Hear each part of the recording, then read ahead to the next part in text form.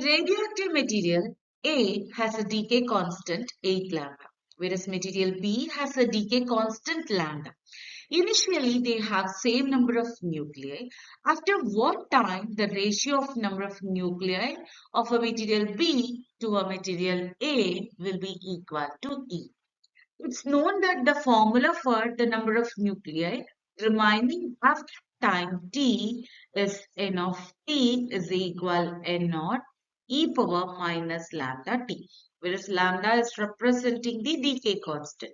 So for a material A, we can write n of t for a material A would be equal to n naught e power minus 8 lambda t, because it's given in the question material A has a decay constant of 8 lambda.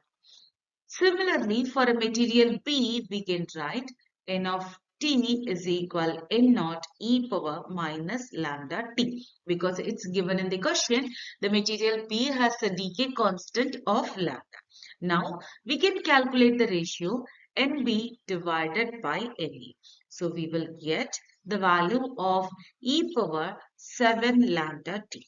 So here it's given in the question the value of ratio NB over NA is E. So here we can write E is equal E7 lambda T. So it's known that when the base is same, the power will be equal.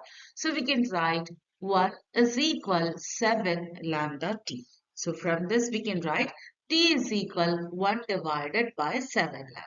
So the value of time will be 1 over 7 lambda. That time only the ratio of NB to NA will be E. So the correct answer here is option A.